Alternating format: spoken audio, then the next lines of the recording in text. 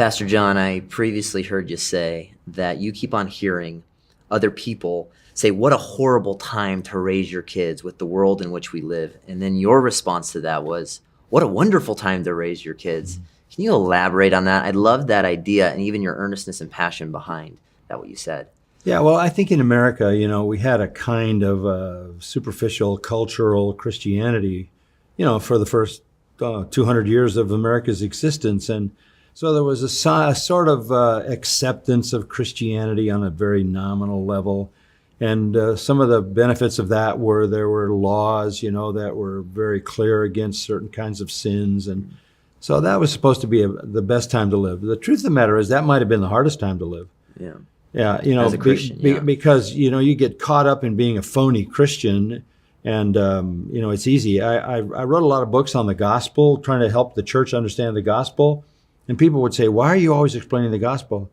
And I said, because there's so many people preaching and teaching in the church that get it wrong, but they succeed.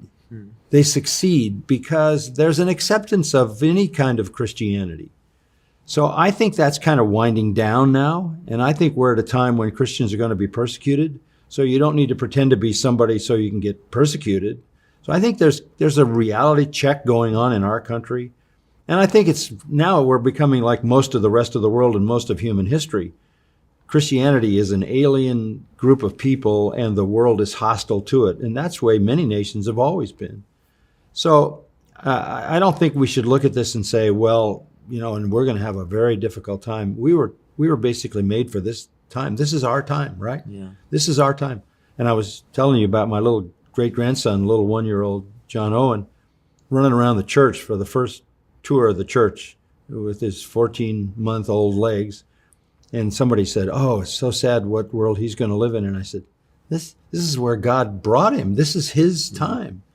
And we come to the kingdom like Esther for such a time as this. So there are going to be challenges, I agree, but it's going to be harder to be a fraud and a hypocrite, especially with the internet. If you're trying to hide something, pretty hard to hide nowadays. Even phonies in religion are exposed almost on a weekly basis. So this is a time for truth. This is a time for strength. This is a time to proclaim the gospel. This is a big dose of reality that most Christians through church history have had to face. Hostile rejection and persecution.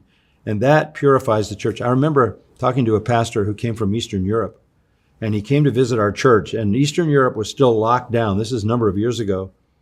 And I said, it must be difficult for you to minister under the conditions where you're persecuted and you're ministering underground. It was still the underground church.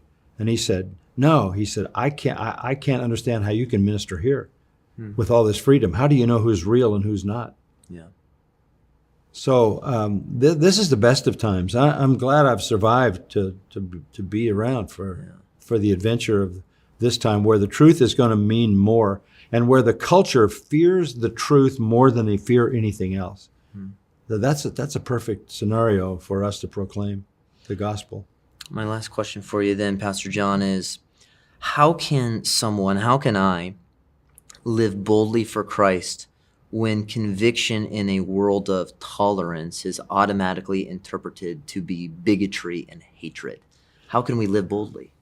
Well, you just live boldly, and then you love. You live boldly, and then you love enough to tell the truth.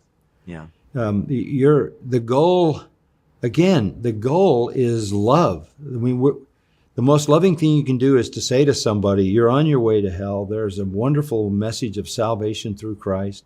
They resent that because Jesus even said in John 7:7, they hate me because I tell them their deeds are evil. So you got to get past the hate of the confrontation part of the gospel.